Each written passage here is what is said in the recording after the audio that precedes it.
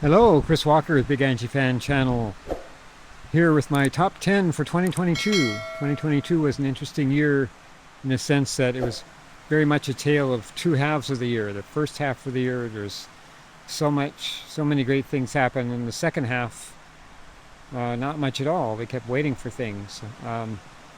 So I'm looking at it in the giving a positive spin to myself about it, that that means that she's just hard at work on the album. But so my top 10 list for 2022 is going to be very heavy on the first half of the year. In fact, only one thing from the second half. And that is actually coming in at number 10. And it's Amor Mio, her first Spanish language song. Yes, kind of hard to believe it's only number 10, but there were 9 things I liked better than this, even though it's great. You can tell that Spanish is not her native language in terms of the pronunciation, but the duende and soul is all there, and that's what flamenco is about. Yo contaré eso, Amor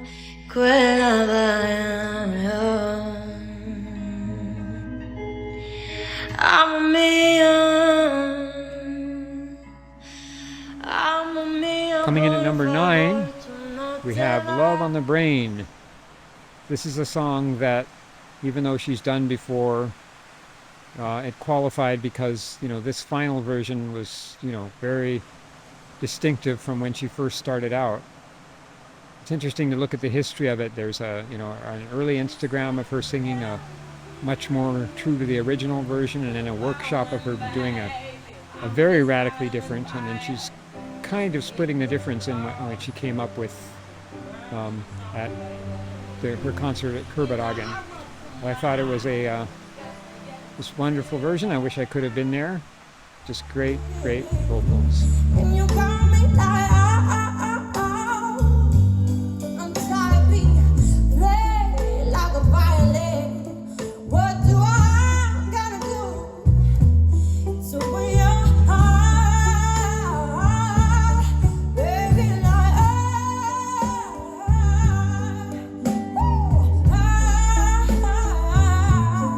won't you stop loving? Don't quit loving. Just stop loving.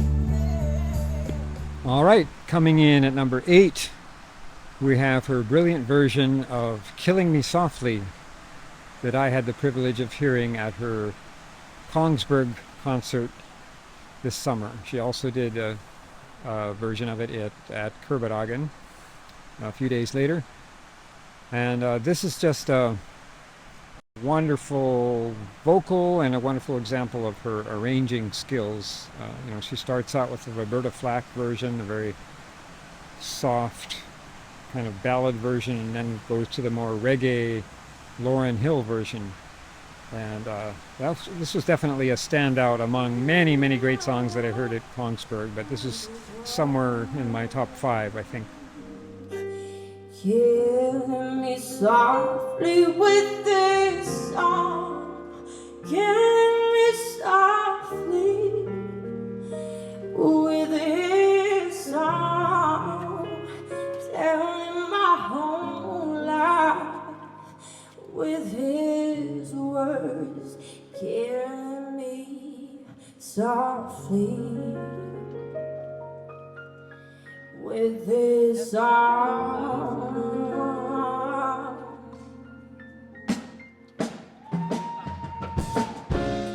I heard he sang a good song. I heard he had a style, and so I came to see it and listen for a while. Okay, coming in at number 7 is TikTok / Instagram entry number 2, House of the Rising Sun. This was just a superb vocal. She just did 2 verses and then kind of did these glorious jazz riffs at the end. Now, she did perform this at Kongsberg, but this is one of the few very, very mild disappointments for me at Kongsberg was that she, well, I thought we were going to get a complete version of the song, but she just repeated the second verse twice. And I guess if she was just going to repeat the second verse twice, I would prefer to hear that wonderful riffing. So I actually prefer her TikTok version. You know, her TikToks are always more of a mixed bag. They're more experimental, but this is just a glorious TikTok, and the riffing at the end is just superb. My mother was a tailor. She sewed my new blue jeans. My father was a gambling man down in New Orleans.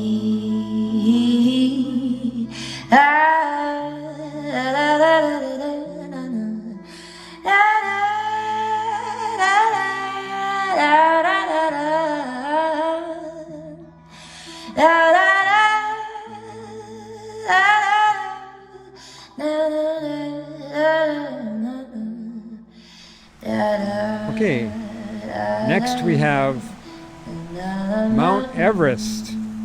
This is another one that I had the privilege of seeing at Kongsberg. Surprise opening track, cover of a very recent song, and this just had some absolutely brilliant vocals. After I heard this, I listened to the original, and the parts where she's kind of going very up high, almost like a high falsetto sound. That was like done electronically in the video version, and it's the way she does it is just an example of her breaking out something new that she does so often, a new vocal technique. And her interplay with the guitarist is fabulous. That's one reason why I think her version that I saw at Kongsberg was somewhat better than the version that she did at Kerbedagen 3 days later, where she didn't have as much interplay with the guitarist. But just a fantastic new entry for Angelina Jordan. I could see that being on her new album. So much love, the whole thing feels like a lie. I don't need nobody. I don't need nobody. I don't need nobody. Don't need nobody. I don't need nobody. I don't need nobody.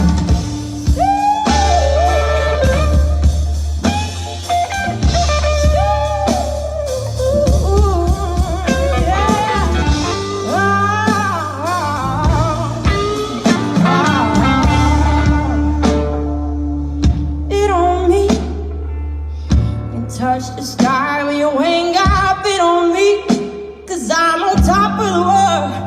I'm on top of the world, yeah.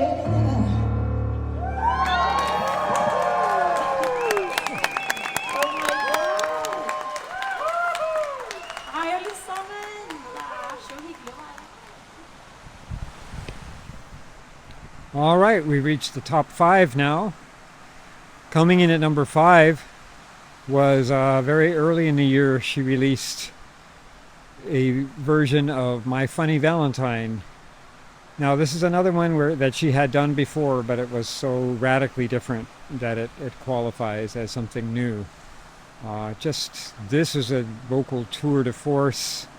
This is an example of, sometimes her appeal primarily is more like at a visceral, emotional level and not about technique. But this particular song, the display of mature jazz singing techniques was just amazing. I did a mashup which didn't get the amount of views it deserved, but it kind of compared the, putting the two Angelina Jordan versions together, the one that was like when she was 10 and this one. Both are great, but you can see how much more sophisticated she is vocally now. Here's your figure, less than Greek. Here's your mouth, a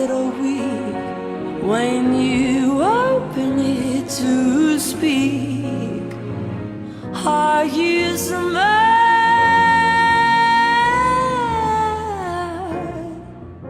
but don't change your hair for me, not if you care for me.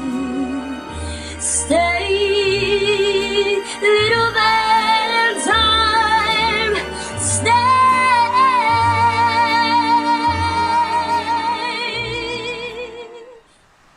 All right, coming in at number 4. This was kind of a debate for me of whether this one or the next one should be number 4. But I have her version of the Whitney Houston song, I Have Nothing. Again, this is one that she's done before, but this version was sufficiently radically changed. It was in a lower key, which was a great decision given her register. So yeah, this one was just, superb vocal. I'm not going to say that she belts, more powerfully than Whitney Houston. She probably doesn't belt more powerfully, but she belts with more of an emotional wallop, I think. And another thing that really made this stand out was the beautiful photography and lighting that just made her look like a real diva in the best sense of the word, but with definitely an unconventional look, almost like a little bit of like a hippie look there, the way her hair was, not trying to make her look really like, slick or sexy, but just beautiful in this unconventional way. I just loved the photography and the way she had her hair on this, just every inch the unique diva.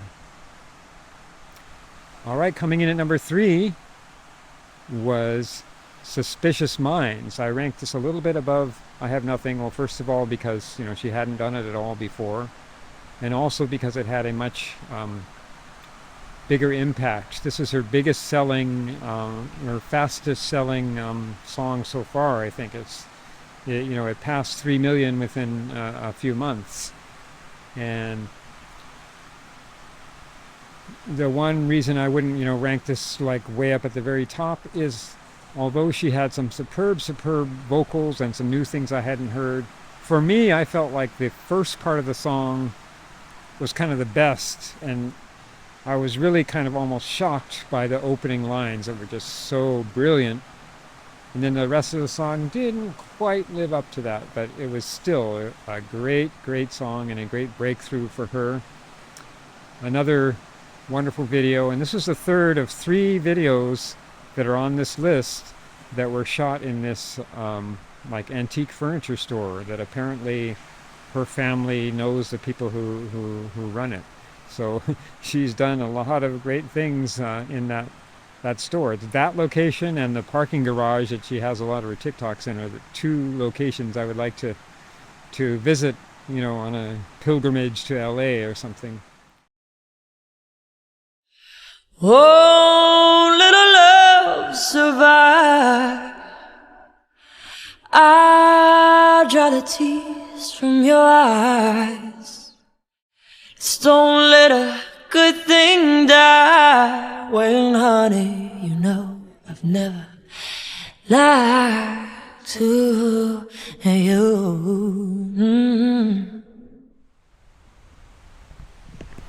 Okay, for our top 2, let's get some more dramatic lighting here as the sun sets. Number 2 is Million Miles. Now, of course, she has done Million Miles. In fact, she's done several video versions of it.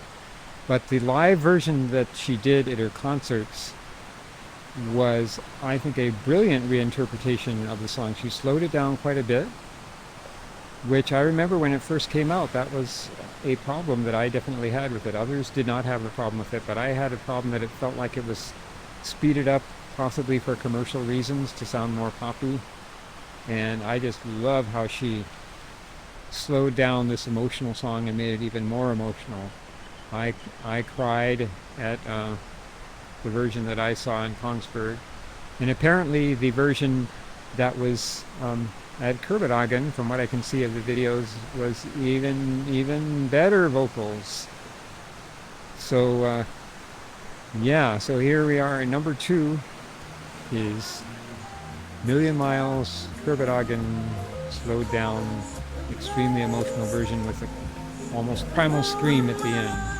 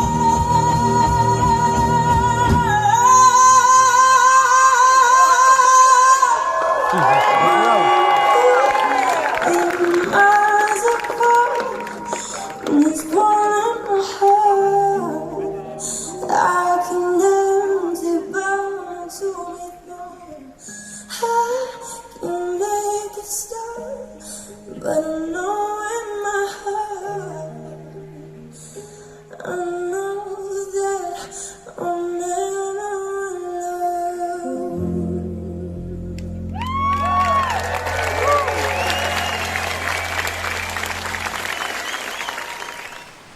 Okay, coming in at number 1, I think it was pretty easy to predict what I was going to say. Number 1 was just her concert series in general this summer. For me, it was a revelation because I had never actually seen her live until now, and so actually being there, I realized that, you know, as a live performer, she's just at another level.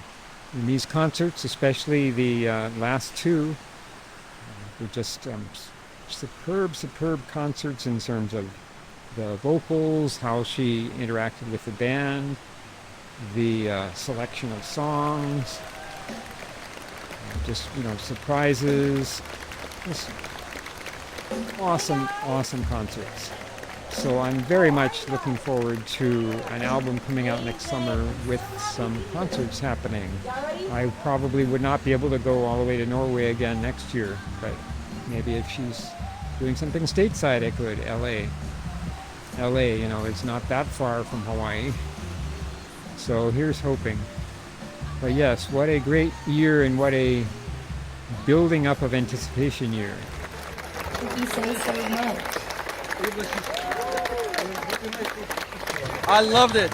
It was fantastic. Yeah, I was crying during Million Miles. Norwegian subscriber from you. I love your reactions. They're great. Thanks. And so I politely knocked onto her shoulder and said, "Excuse me, Mrs. Asta, I came all the way from Italy. Could I please have an autograph?" Yeah, let me. An autograph. Oh, wait. I got it. Hold on. Let me. And that was my dream. I have the book with me, the full-on hardcover book. I'm persistent when I'm after a goal. So next year is going to be, of course, probably a huge year for her, because the album is almost certainly coming out next year. And from all we heard in 2022, it's hard to imagine it not being great, at least artistically. I mean, very, very great artistically. And then the question is, will it be a commercial breakthrough? We'll just have to see. I'm very excited for next year. Okay, Chris Walker with Big Angie Fan Channel here in beautiful Hawaii. Aloha.